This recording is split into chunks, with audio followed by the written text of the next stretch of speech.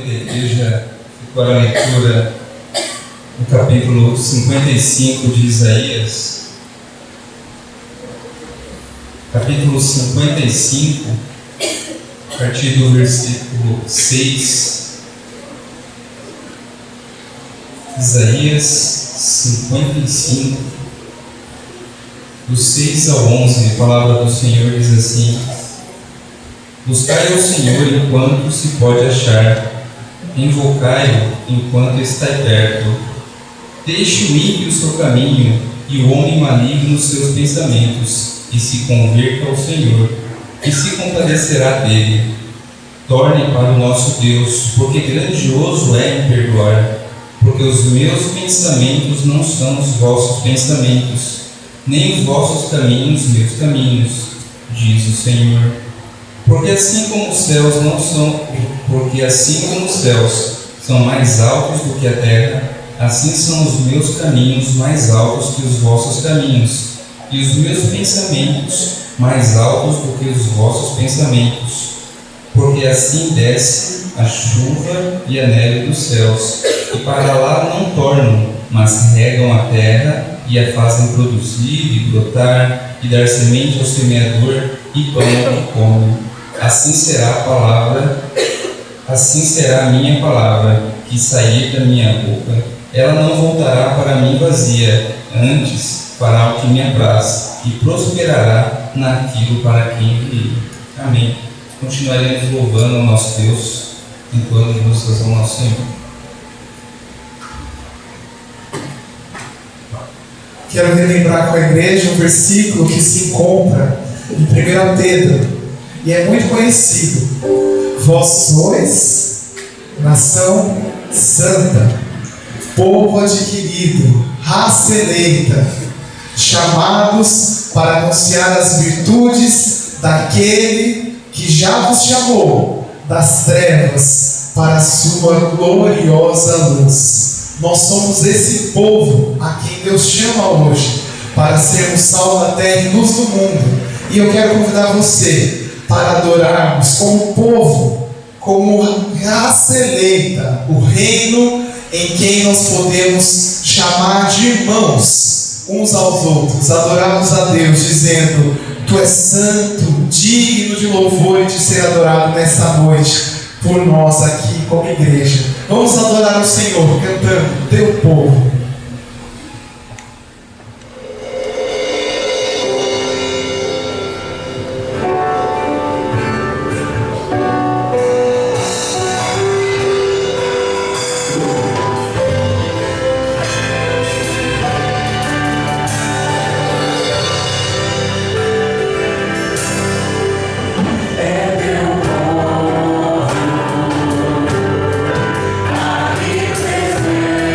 Presente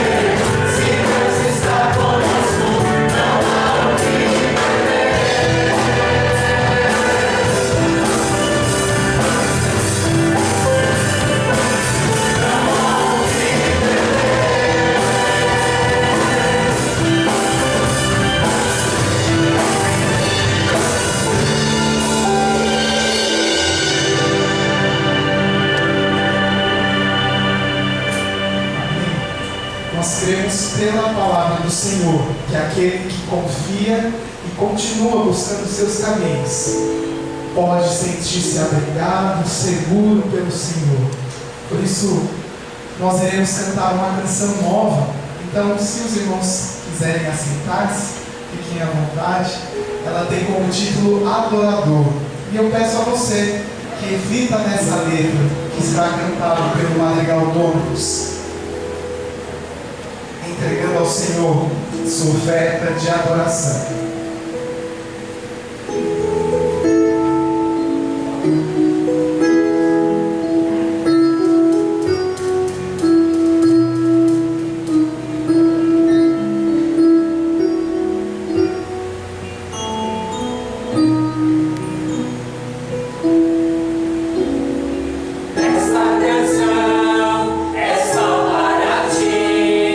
Tu és o motivo, ninguém.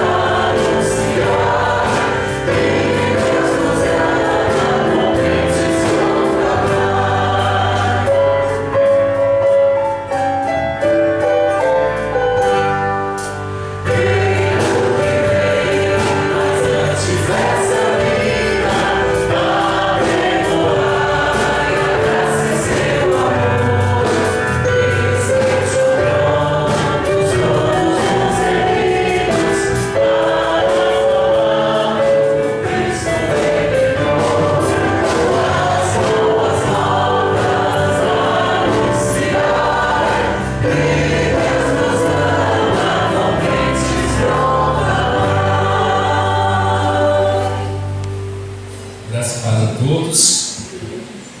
Nós estaremos dando continuidade no dia 2/2/2020, às 10 horas da manhã.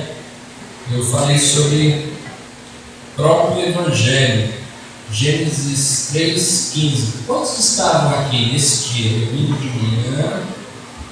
Deixa eu ver aqui, de perto. Quantos vieram? Bem, então, assim, outros irmãos, a maioria não esteve. Então, eu vou dar uma breve recapitulada para os irmãos entenderem primeiro o que é proto-evangelho. Proto-evangelho, proto, a palavra proto é primeiro.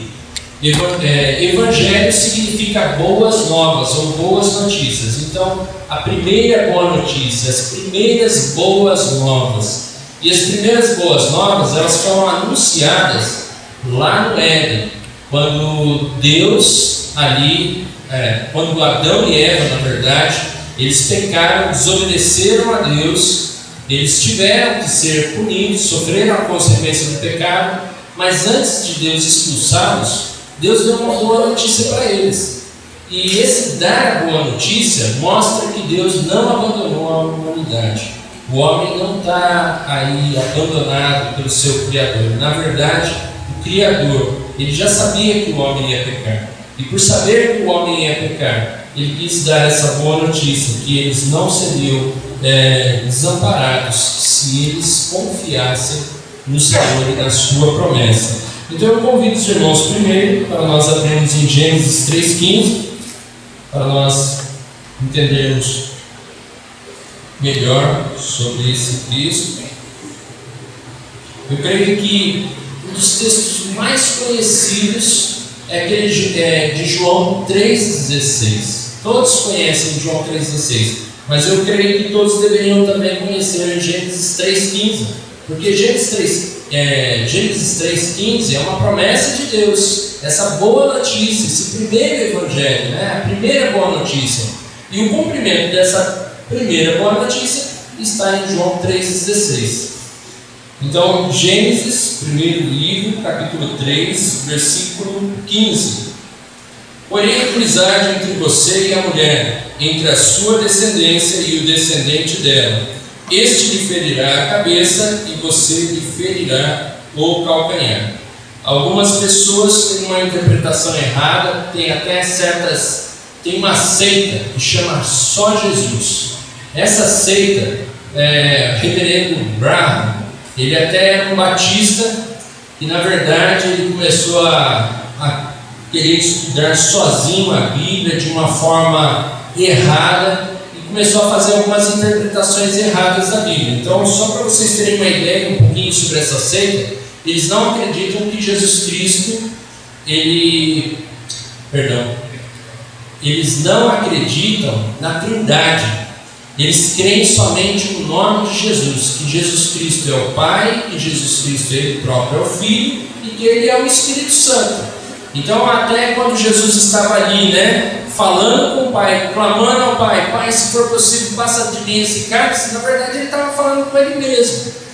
E se nós entendermos dessa forma, isso aí seria uma esquizofrenia de Jesus. Jesus seria esquizofrênico, por ele estar falando com Ele mesmo, não haveria essa necessidade. Então, o Pai é o Pai mesmo. Quem morreu na cruz não foi o Pai, foi o Filho. O Pai enviou seu Filho ao mundo para que todo aquele que nele crer não pereça, mas tenha a vida eterna. É isso que nós entendemos a palavra de Deus. O Espírito Santo é outra pessoa. Os três têm a mesma essência e o mesmo poder, mas eles são distintos. Cada um tem uma função, mas os três têm a mesma essência e o mesmo poder. Mas essa seita, eles falam que ali Jesus é o Pai, Filho e Espírito Santo. Então, se você é batizado em nome do Pai, do Filho e do Espírito Santo, você está errado. Você precisa batizar só em nome de Jesus. É isso que eles pregam. Outra coisa também, aqui, quando fala que a serpente induziu a mulher, a comer do fruto, ali ele se refere que é, na verdade, Satanás mesmo falando com ela. Não é uma serpente, não. Aquilo é só simbólico. Eles interpretam que Satanás, ele ofereceu um fruto para ela. E sabe que fruto era esse? Relação sexual com Eva. Satanás teve relações sexuais com Eva e ali deles nasceram Caim. Então essa é a interpretação que eles têm dessa seita. E outra coisa, Adão também teve relações com Satanás.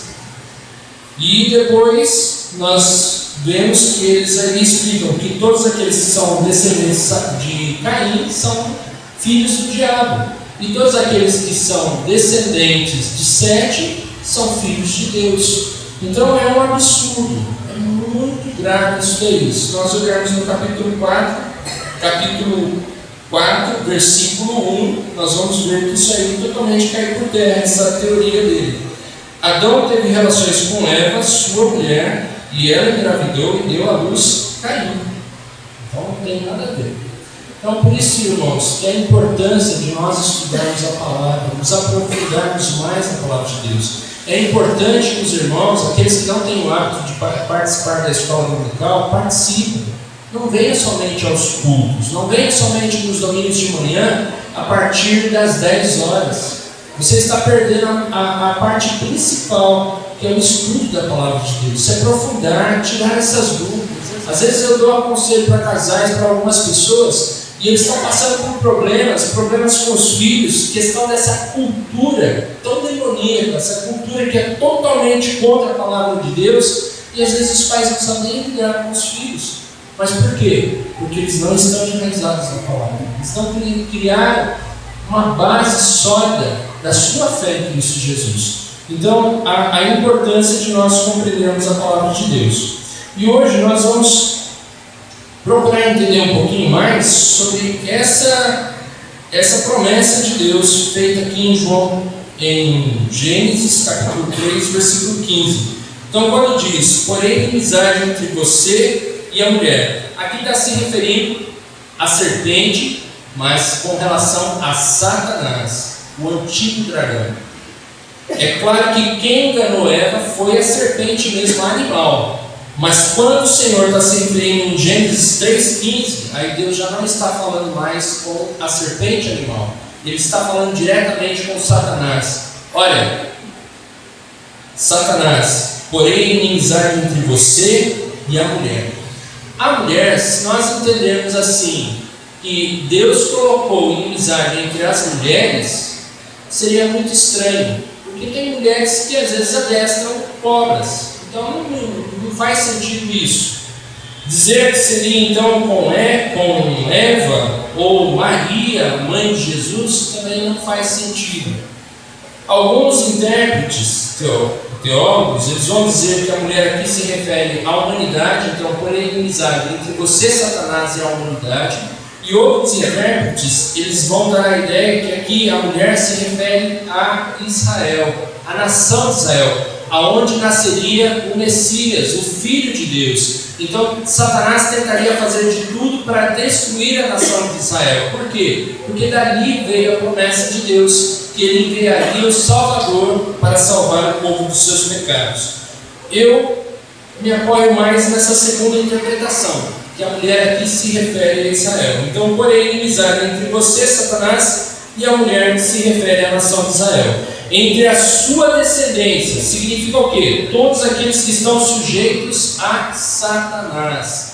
Então, todos aqueles que ainda estão mortos em seus delitos e pecados, eles estão ainda sob o domínio de Satanás. Todos aqueles que se rebelam contra Deus e não querem saber, não querem se reconciliar com Deus, na verdade, eles são filhos do diabo. Aí sim, espiritualmente, eles estão se sujeitando ao pai deles. Por isso que Jesus, quando ele fala ali com os religiosos, judeus, lá em Lucas capítulo 8, Jesus está conversando ali com fariseus, com escribas, com outros, com saduceus, com algumas pessoas ali, e ele fala assim, olha, vocês querem me matar, porque vocês servem o pai de vocês. E eles falam, como assim? Nosso pai é Abraão, nós só temos Deus como nosso pai. E aí Jesus fala assim para eles, lá em João 8,44, o pai de vocês é Satanás, porque ele é mentiroso desde o princípio, ele nunca se firmou na verdade, ele sempre foi um enganador. Então Jesus, ele se refere àquelas pessoas que na verdade têm prazer de viver no pecado, aquelas pessoas que odeiam o Evangelho, que odeiam a Deus, que odeiam o Messias, o Filho de Deus, como filhos de Satanás. Então esses são os descendentes de Satanás.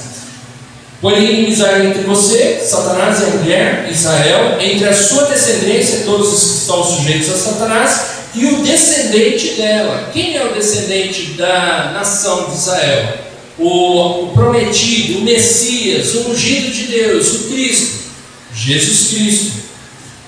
Cristo, na verdade, a palavra Cristo ou Messias significa ungido de Deus. Cristo em grego, Messias em hebraico.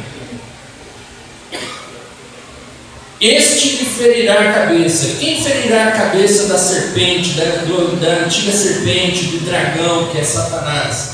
Jesus Cristo.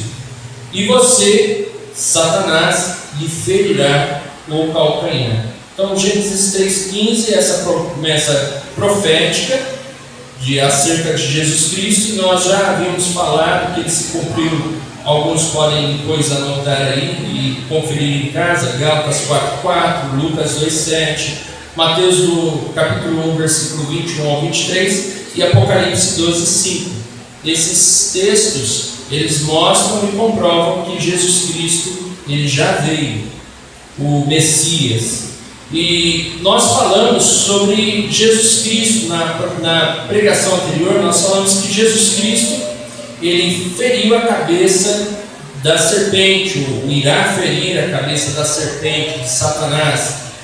E nós falamos sobre isso, só que ficou faltando a outra parte, que é Satanás, como Satanás feriu o calcanhar de Jesus, ou seja, como Deus castigou seu filho por meio de Satanás. Porque o texto fala, está bem claro ali em Gênesis 3,15, que ele iria ferir o calcanhar de Jesus.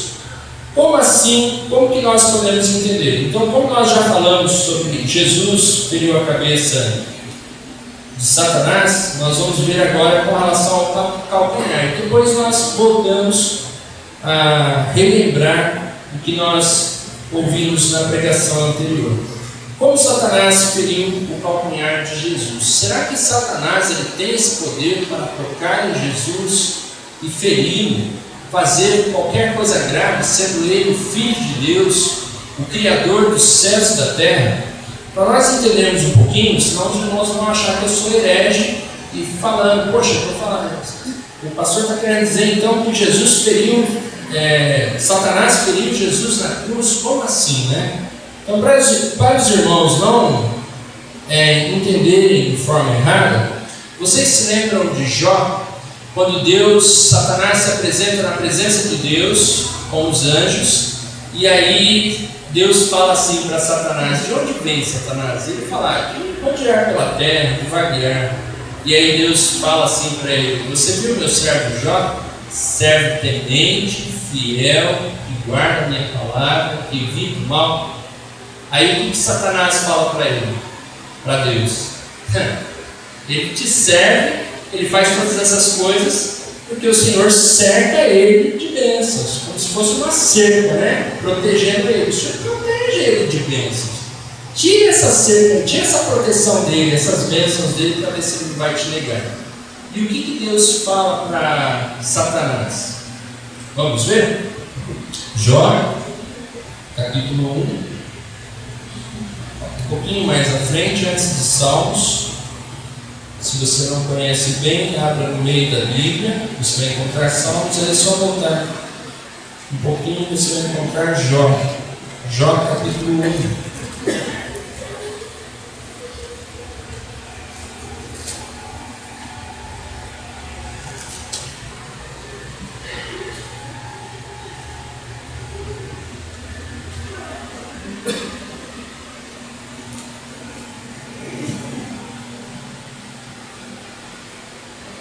Versículo 12.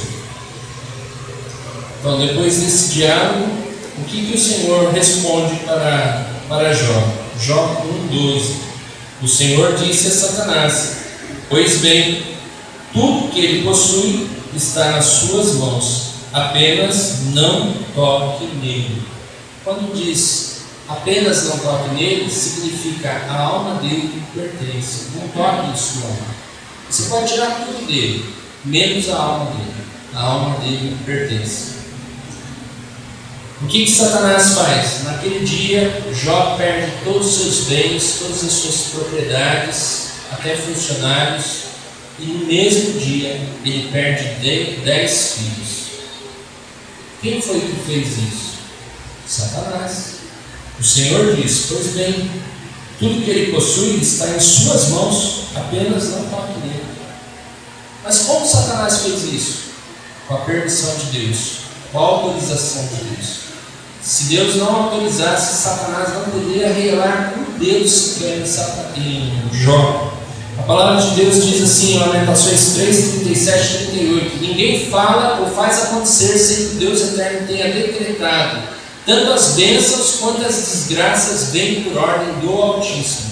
Deus é soberano. Satanás é somente um agente de Deus.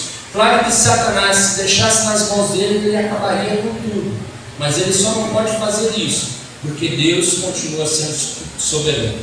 O Satanás, ele usurpou muitas coisas desse mundo. Ele até fala para Jesus: olha, se você se prostrar diante de mim e me adorar, eu te darei todo o reino deste mundo que me pertence. Então ele não usurpou essas coisas, mas pela autorização de Deus. Satanás não pode fazer nada sem que Deus permita. Nós vemos também no capítulo 2 de Jó, versículo 6, que Satanás volta na presença do Senhor.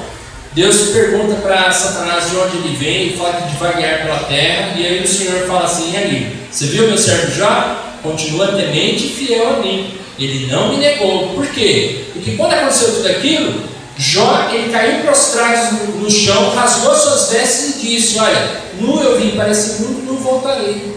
Louvado seja Deus. Jó, ele adorou ao Senhor. E o Senhor disse isso para Satanás: você viu meu servo Jó? Permanece ainda, continua fiel a mim. Aí Satanás pega e fala para ele assim, no versículo 6. Não, no versículo 4.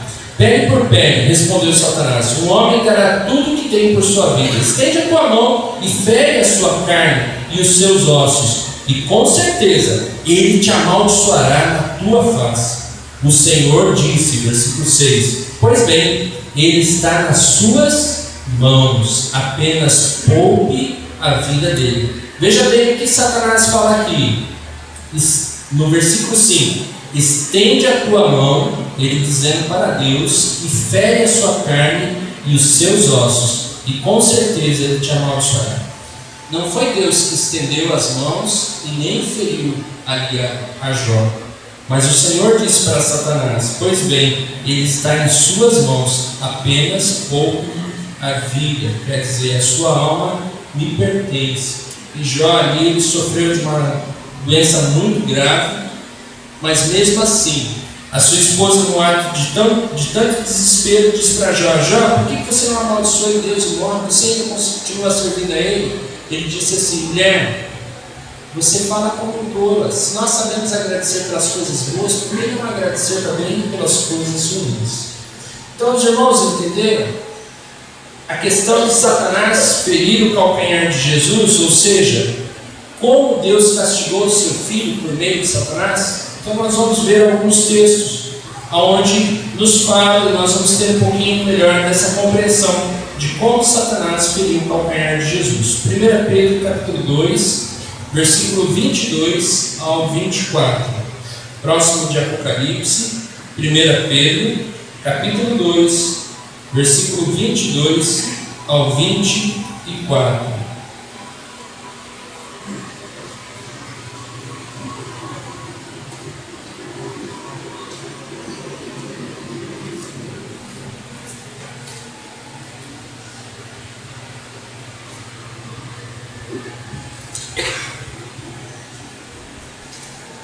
Pedro 2, 22 ao 24, diz assim: ele não cometeu pecado algum, e nenhum engano foi encontrado em sua boca, se referindo a Jesus Cristo. Quando foi insultado, ele não revidava, Quando sofria, não fazia ameaças, mas entregava-se àquele que julga com justiça. Ele mesmo levou em seu corpo os nossos pecados sobre o madeiro, a fim de que morrêssemos para os pecados e vivêssemos para a justiça. Por suas feridas vocês foram curados. Como Satanás então feriu o calcanhar de Jesus? Jesus ele foi ferido. Quando nós olhamos ali aquele momento, talvez alguns assistiram aquele filme do Mel Gibson, né? Paixão de Cristo. Você vê ali Jesus sendo chicoteado, aquele momento onde que ele sofre muito, onde que os soldados colocam a coroa de espinhos sobre a cabeça dele, gospem no rosto dele, dão socos em seu rosto, arrancam-lhe a barba com as mãos. Eles ali acabam humilhando a ele, colocando uma capa sobre ele ali, chamando de rei, né, rei dos judeus. Aquele momento em que ele está na cruz, ele é pregado na cruz. Eu lembro uma vez que eu era bem jovem, eu cheguei para o pastor Lopes e comentei assim, eu estava falando sobre, pai, se for possível, passe de mim esse cara assim, eu não consigo entender isso, pastor, o senhor pode me explicar? E ele começou a detalhar tudo isso, e ele falou assim, você sabe aquele quadro quando você vê de Jesus ali, com aquela roupa, com aquela veste ali, seria a roupa íntima dele, de baixo? Na verdade, ele não estava sem nada. E para um judeu, é a coisa mais humilhante mostrar as suas vergonhas, mostrar, se expor diante de todos ali. Estava ali diante de todos, os seus discípulos, das pessoas que ele pregou, da multidão, de tantas pessoas. Jesus ali foi totalmente humilhado. E você imagina quem estava por trás de tudo isso? Quem foi usado como instrumento por Deus para castigar Jesus? Será que foi somente aqueles soldados, aqueles romanos?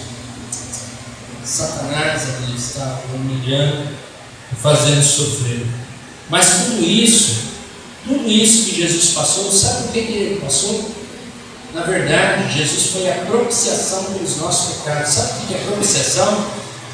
É a ira de Deus que se desviou de nós e ela foi lançada toda sobre Jesus Cristo.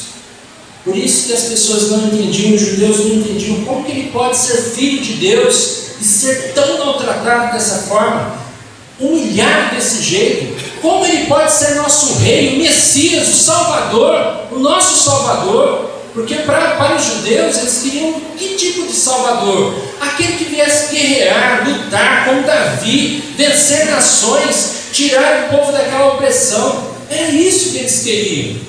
Mas o que Jesus estava ali fazendo? Nada. Ele simplesmente se calou. Ele simplesmente se entregou voluntariamente por você, por amor a mim e a você. Ele fez isso por quê? Porque ele veio com esse propósito, buscar e salvar o que se havia perdido. Por isso que a palavra de Deus nos diz: Deus amou o mundo de tal maneira. Que maneira foi essa? De tal maneira que deu seu Filho unigênito, para que todo aquele que nele crer não pereça, mas tenha vida eterna. Esse é o desejo de Deus, que você creia. Mas esse crer não é somente um crer de acreditar. Você precisa confiar nele, você precisa se entregar a ele, se sujeitar ao senhorio de Jesus Cristo. É isso que Deus quer de nós. Então, por isso que Deus permitiu que Satanás o ferisse o calcanhar de Jesus, ferindo-o na cruz por causa dos nossos pecados, fazendo sofrer e ser insultado. Bem próximo, um pouquinho mais à frente, 1 João 2:2. 1 João 2:2.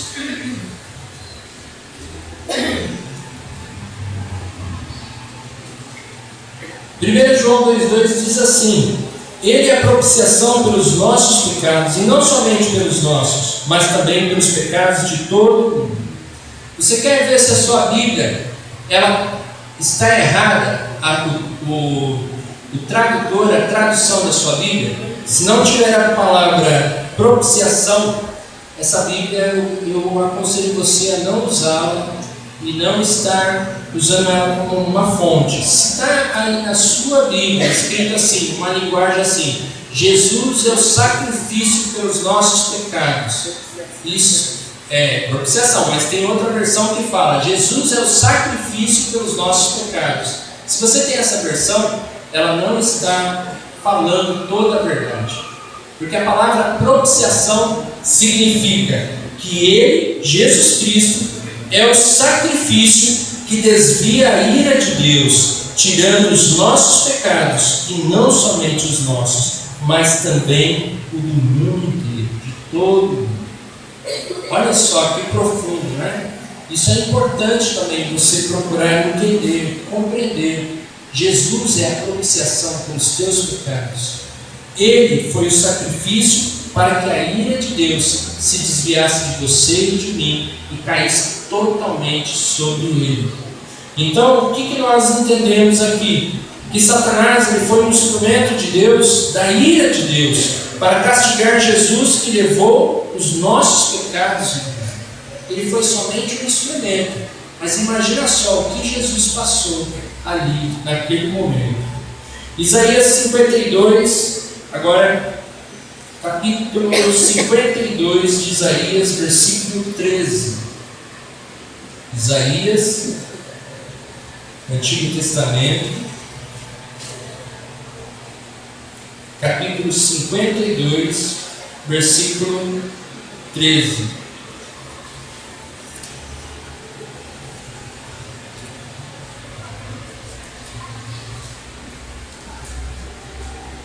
Versículo 13 ao 15.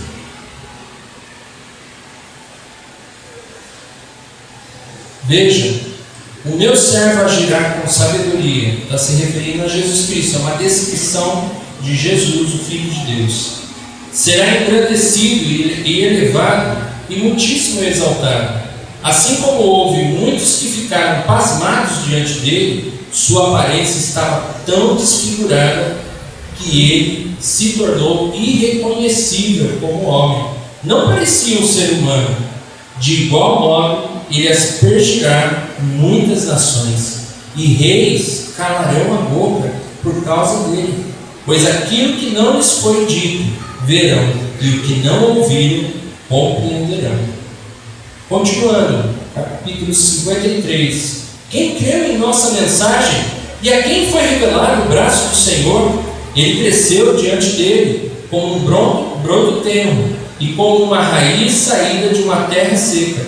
Ele não tinha qualquer beleza ou majestade que nos atraísse. Nada havia em sua aparência para que o desejássemos. Foi desprezado e rejeitado pelos homens, um homem de dores e experimentado no sofrimento. Como alguém de que os homens escondem o rosto, foi desprezado, e nós não tínhamos em estima. Certamente, ele tomou sobre si as nossas enfermidades, e sobre si levou as nossas doenças. Contudo, nós o consideramos castigado por Deus atingido e afligido, mas ele foi transpassado por causa das nossas transgressões, foi esmagado por causa de nossas iniquidades. O castigo que nos trouxe paz estava sobre ele, e pelas suas feridas fomos curados. Todos nós, tal qual ovelhas, nos desviamos, cada um de nós se voltou para o seu próprio caminho, e o Senhor fez cair sobre ele a iniquidade de todos nós. Ele foi oprimido e afligido, e contudo não abriu a sua boca. Como um cordeiro foi levado para o matadouro, e como uma ovelha que diante de seus tosqueadores fica calada, ele não abriu a sua boca. Com julgamento opressivo ele foi levado. E quem pode falar dos seus descendentes? Pois ele foi eliminado da terra dos viventes, por causa da transgressão do meu povo, ele foi golpeado. Foi-lhe dado um túmulo com os ímpios e com os ricos em sua morte. Atentando aqui no versículo 9, foi-lhe dado um túmulo com os ímpios. Esse túmulo é a cruz. Todo aquele que era crucificado, ele não tinha a dignidade de ser sepultado num túmulo como as outras pessoas. O túmulo de todo criminoso ali, que era pregado na cruz, era a própria cruz. Ele ficava ali, os corvos vinham comer a carne deles. Muitos deles às vezes estavam vivos, outros que morriam e apodrecendo até desfarelar lá, e eles ficavam ali. Eles não tinham uma sepultura. Jesus aqui fala que ele foi sepultado entre os ímpios e com os ímpios em sua morte. José de Arimateia vem e pede a Pilatos para que conceda, permita que Jesus tenha uma sepultura digna. E aí ele é sepultado no túmulo de José de Arimateia, um servo do Senhor Jesus. Embora não tivesse, versículo 9, não tivesse cometido nenhuma violência, nem houvesse nenhuma mentira em sua boca, contudo foi da vontade do Senhor esmagá-lo e fazê-lo sofrer. Contudo foi da vontade do Senhor esmagá-lo e fazê-lo sofrer.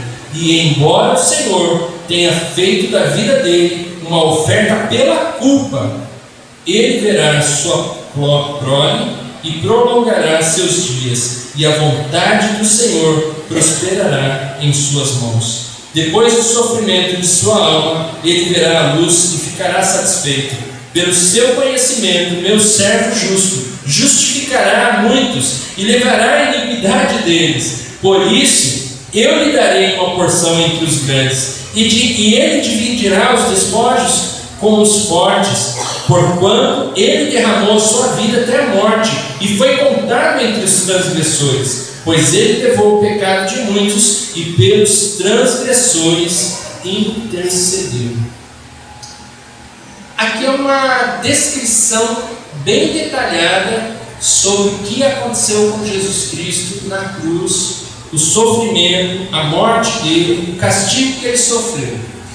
Essa pessoa que descreve e narra aqui tão bem, fica tão claro, e nós podemos entender que é o Senhor Jesus, é Isaías, o profeta Isaías.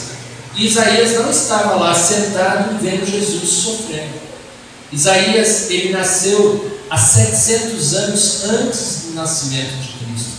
Isaías profetizou há 700 anos antes de acontecer tudo isso com Jesus. E Jesus conhecia bem as Escrituras, e ele sabia tudo o que ia acontecer com ele. Por isso que quando Jesus fala assim: Pai, se for possível, passa de mim esse cálice, todavia não seja como eu quero, mas como tu queres. Jesus pede: Pai, se for possível, passa de mim esse sofrimento. E ali ele suava gotas de sangue. Ali o desespero de Jesus era muito grande, porque ele estava como um ser humano, e ele estava sofrendo por mim e por você. E no versículo 10 fala: contudo foi da vontade do Senhor esmagá-lo, fazê-lo sofrer. Lembra que Satanás fala isso para Jó? Só para refrescar a memória, nós nos lembrarmos, não precisa abrir, mas Satanás ele diz assim para Deus com relação a Jó. 2:5, Jó 2:5: estende a tua mão e fere a sua carne e os seus ossos, e com certeza ele te amaldiçoará na tua face. Satanás pede isso para Deus fazer com Jó. Aqui no capítulo 53, versículo 10, nos diz que foi da vontade do Senhor esmagá-lo e fazê-lo sofrer.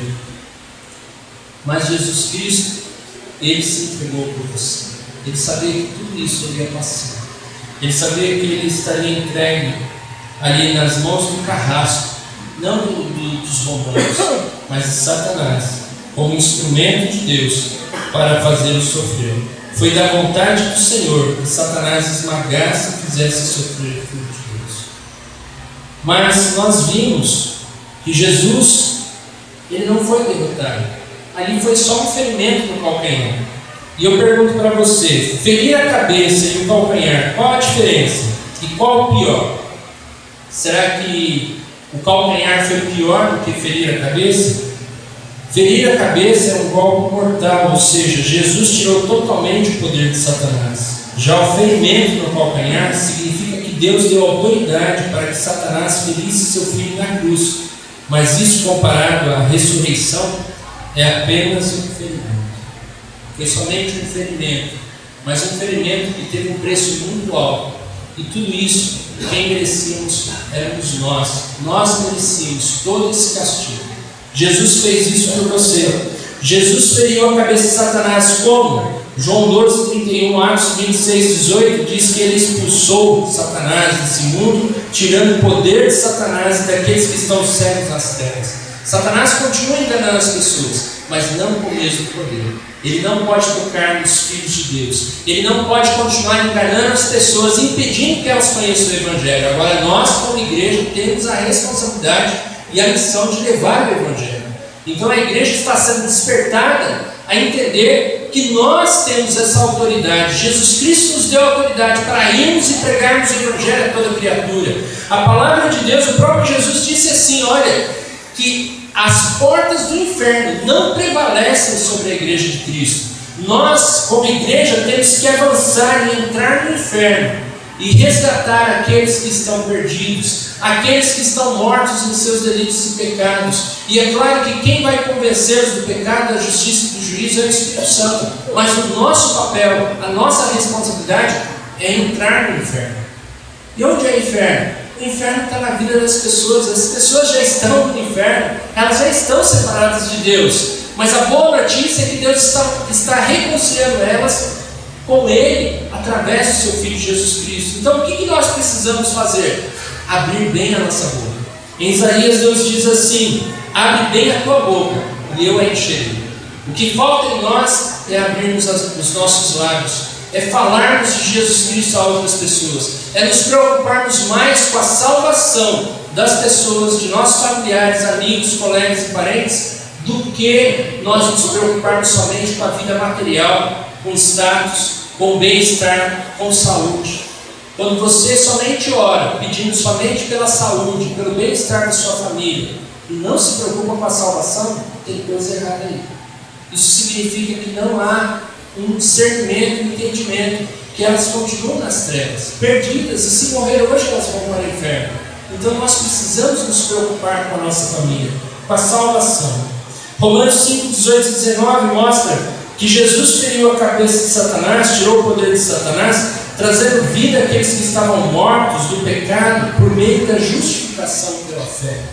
Romanos 16, 20 fala assim, em breve Deus esmagará Satanás debaixo dos vossos pés. Significa o quê? Que o Senhor Deus, Ele está esmagando Satanás por meio do corpo de Cristo, que é a igreja espiritual.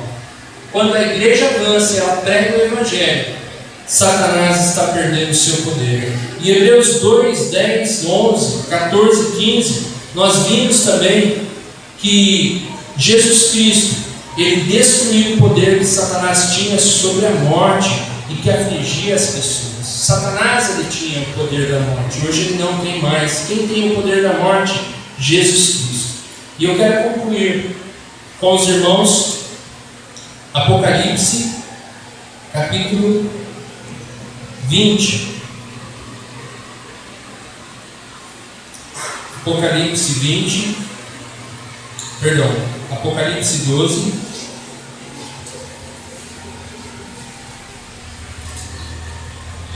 Apocalipse, capítulo 12.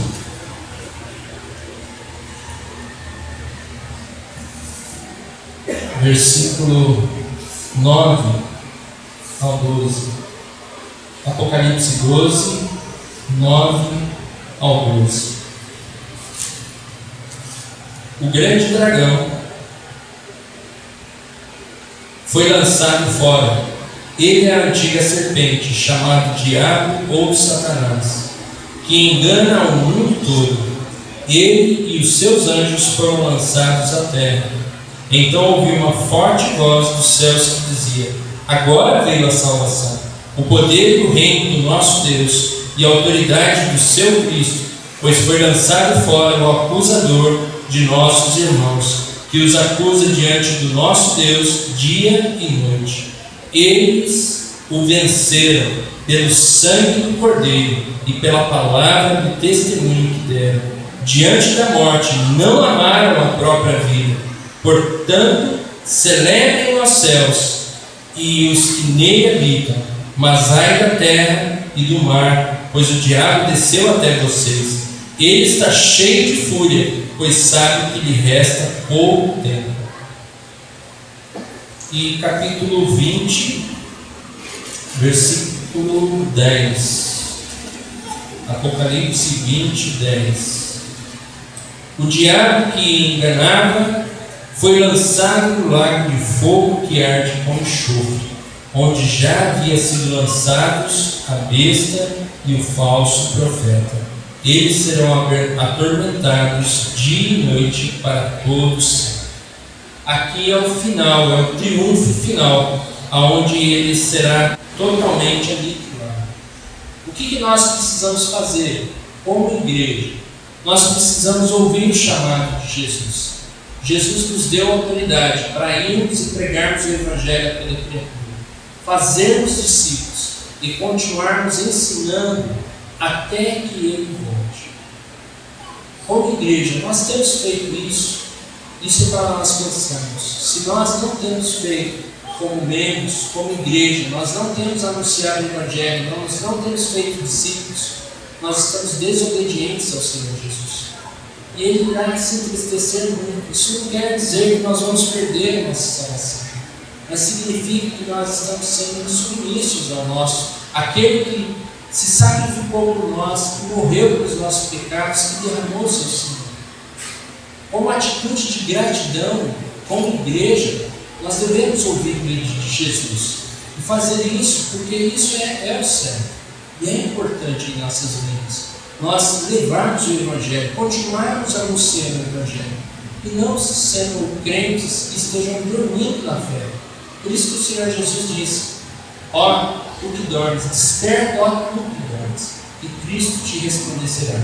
Que o Senhor possa estar nos ajudando, que nós possamos estar mais dispostos a servir ao Senhor de todo o coração.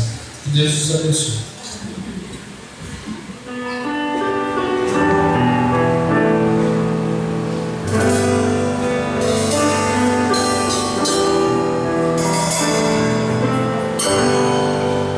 Graças eu te dou, Pai,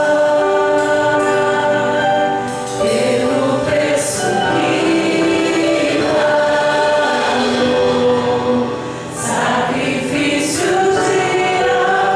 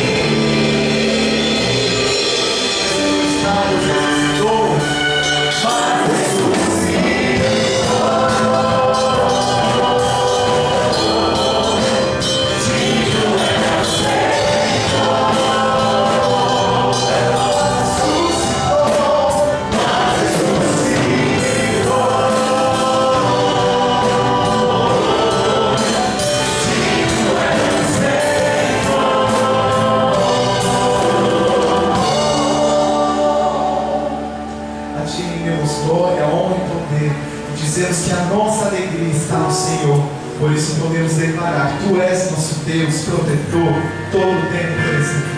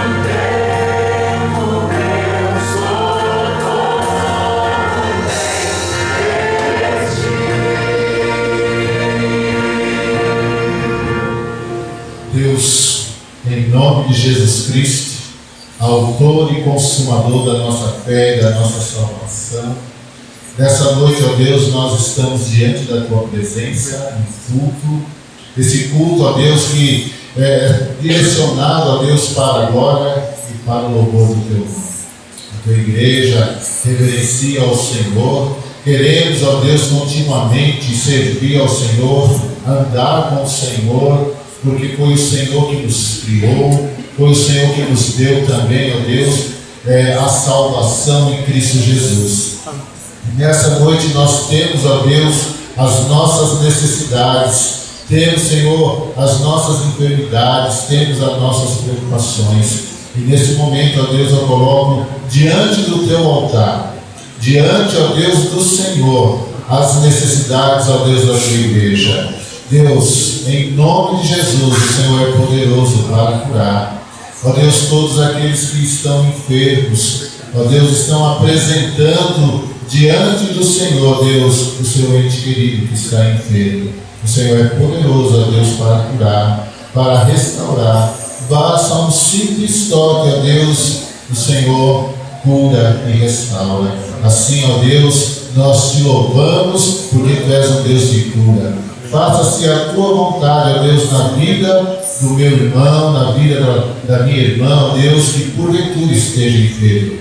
O Senhor é poderoso, ó Deus, para operar um milagre nessa noite, em nome de Jesus. Pai querido, também temos os nossos irmãos que estão desempregados, em busca, Senhor, de uma oportunidade de trabalho, ó Deus, no mercado de trabalho. Assim, ó Deus, nós colocamos esse teu filho, essa tua filha, ó Deus, ela necessita, eles necessitam, ó Deus, da graça bendita e soberana do Senhor. Então, ó Deus, a porta que o Senhor abre, homem não vai fechar, porque tu és o Deus da nossa alegria, tu és o Deus da nossa salvação, e confiamos, ó Deus, nas tuas providências.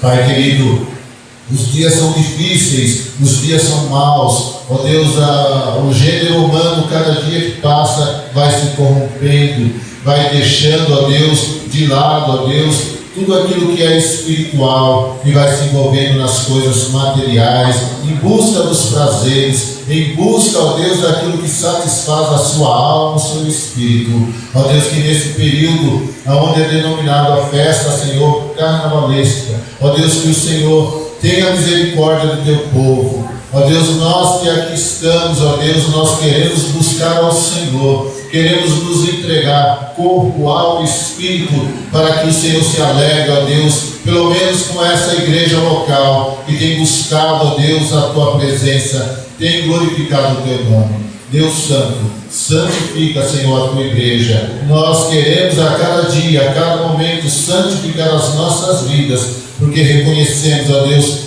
que o Senhor é santo, e isso exige, ó Deus, a nossa parte, obediência e santificação. Por isso nos entregamos. Eu apresento a tua igreja, Senhor, que está buscando essa santificação, para que o teu nome seja glorificado. Livra, Senhor, os nossos filhos do mal, do perigo, do acidente, do incidente, e que essa semana de trabalho seja uma semana abençoada, Senhor, para toda a tua igreja. Deus Santo, Deus Eterno, muito obrigado, Senhor, pela tua presença entre nós. Precisamos do teu favor continuamente, porque sem ti nada somos, nada podemos fazer. Em nome de Jesus, ó Deus, abençoa a tua igreja nessa noite. Que a graça do nosso Senhor e Salvador Jesus Cristo, o amor do nosso Deus e Pai e a comunhão do teu Santo Espírito esteja com a tua igreja local, aqui na Igreja Batista em Brás Cubas, desde agora e para todos sempre. Amém. Deus, tu és grande, és invencível, mais elevado.